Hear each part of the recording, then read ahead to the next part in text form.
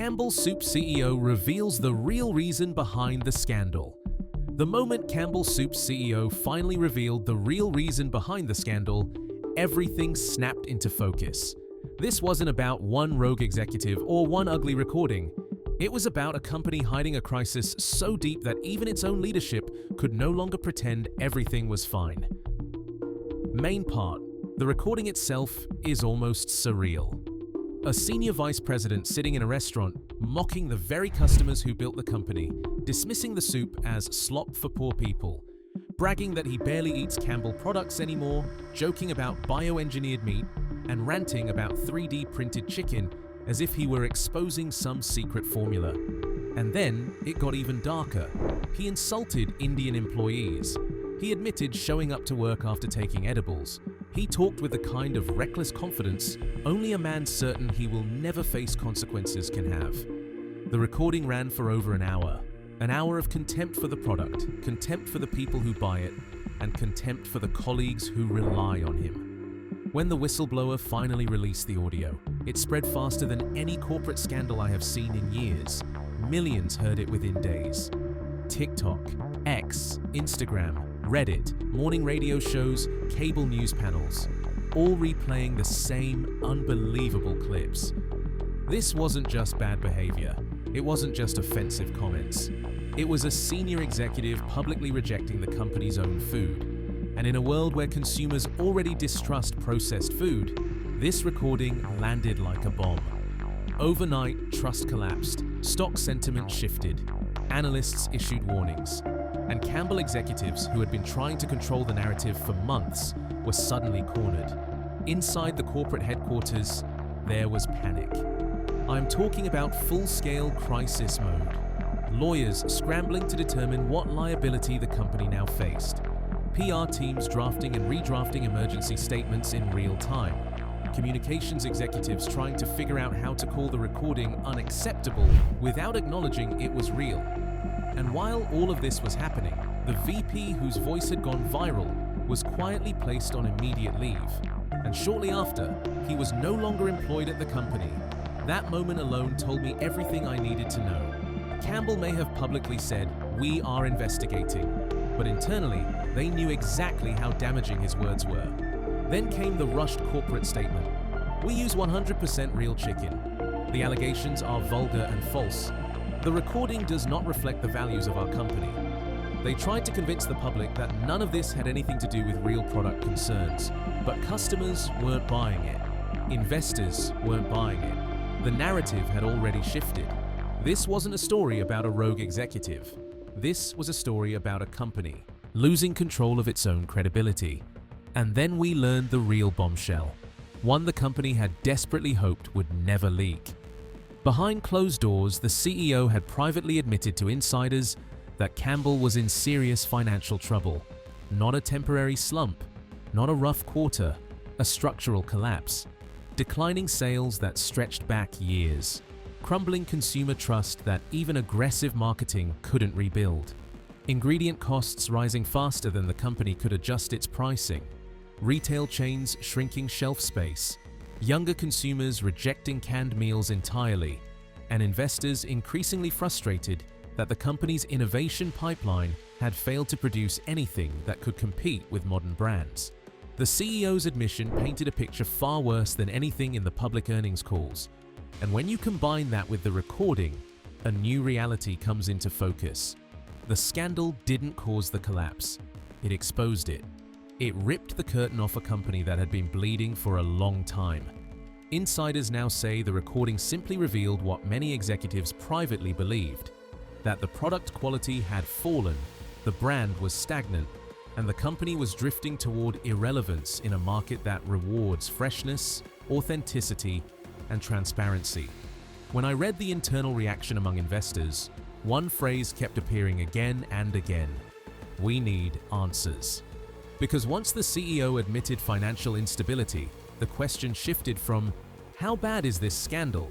to "How long has leadership known?"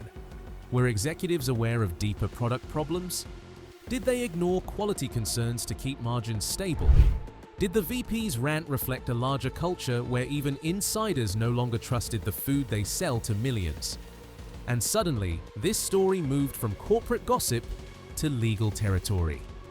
By early reports, an Attorney General inquiry is now reviewing whether Campbell misled consumers or downplayed internal concerns about product integrity. And that puts the CEO's private admission at the center of the investigation. Because once a company publicly says everything is fine, but privately acknowledges financial instability and internal distrust in its own products, regulators start asking questions. Hard ones. What else did executives know? When did they know it? Were shareholders misled? Were consumers misled? Were employees retaliated against for raising concerns? The whistleblower's lawsuit, the viral recording, the CEO's admission, they have fused into one story that Campbell cannot escape. And now the entire narrative has shifted from a controversial rant to a systemic failure. A failure of leadership, a failure of culture, a failure of transparency, and maybe even a failure of ethics. What began as a leaked audio clip is now a defining crisis for a century-old food giant. And as more information comes out, one thing becomes clear. Campbell didn't just lose control of the story, they lost control of their company. The moment the CEO's private admission leaked, everything changed. Until then, Campbell could still pretend this was just one executive behaving badly. But once the highest office in the company quietly acknowledged a deeper internal collapse, I realized this situation was never about a single rant. It was about a structure cracking from the inside long before the public ever saw the fractures. And every new piece of information confirmed exactly what insiders had been whispering for months. Sales sliding, shelf space shrinking, consumer trust evaporating faster than the company could rebuild it. A century-old brand losing relevance in a market where convenience no longer excuses questionable quality. I kept speaking to analysts who all pointed to the same pattern. Every quarter told the same story.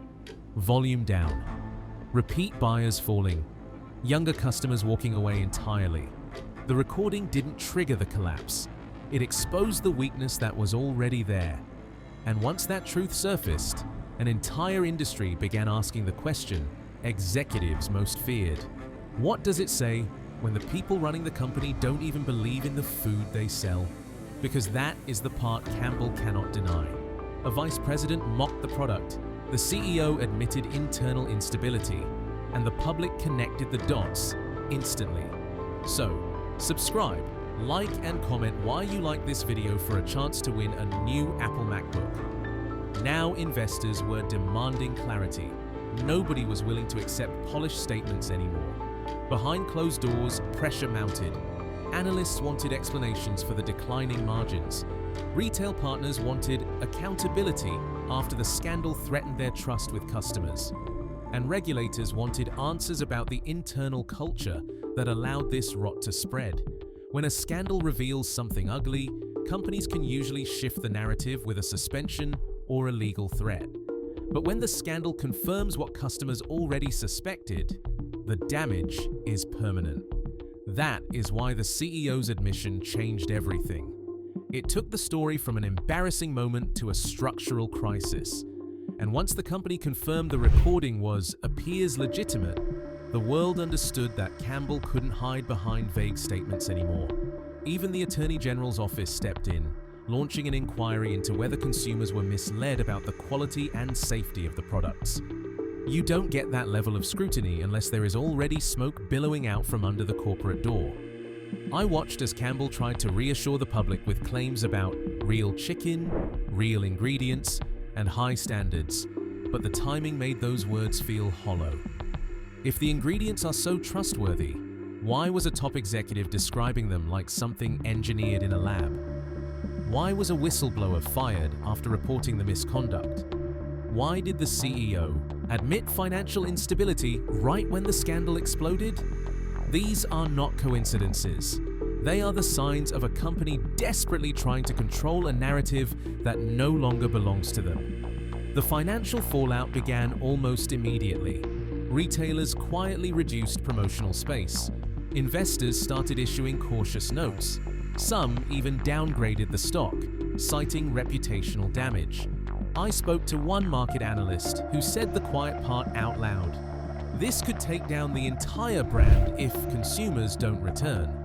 And I understood exactly what he meant. Food companies survive on trust. If that trust is poisoned, the entire pipeline collapses. Manufacturers scale back, advertisers pull out, stores shrink orders, and once a legacy brand starts falling, competitors pounce without hesitation. Campbell is now staring at a future that looks brutally uncertain. Some insiders believe the company could face severe restructuring. Others think private equity firms are circling, waiting for the stock to weaken enough for a takeover attempt. And then there's the most dramatic possibility, the one nobody in the company wants to acknowledge, but everyone quietly fears. Bankruptcy. It sounds extreme, but so did the recording before it leaked. So did the CEO's confession before insiders spoke. So did the Attorney General investigation before it became public. The shock value is gone. That's what happens when a company loses control of its own story. The financial picture isn't the only problem. Public anger is surging. Customers feel insulted, employees feel betrayed, and lawmakers are now positioning the scandal as a symbol of corporate America's decay. I have seen this pattern before. A company becomes the face of an industry-wide frustration, not because its products are uniquely terrible, but because it becomes the perfect example of what people have been complaining about for years: over-processed food, corporate contempt, weak regulation, price manipulation, declining quality. Campbell didn't just inherit a scandal, they inherited every complaint about the modern food system. And now, with the CEO's admission out in the open, the pressure is only intensifying. Investors want a plan. Regulators want transparency. Customers want honesty. Employees want accountability. Every group wants something different, but all of them want it now. And Campbell is running out of time to deliver it, because once a company crosses the line from controversy into distrust, the clock starts ticking. And Campbell's clock is ticking loudly. As I continued digging into the internal conversations happening inside the company, one theme kept resurfacing: survival. Not growth, not reinvention, not expansion. Survival. I heard discussions about scaling back operations. I heard speculation about selling divisions. I heard concerns about long-term viability. When a corporation begins thinking this way, the future is no longer measured in years.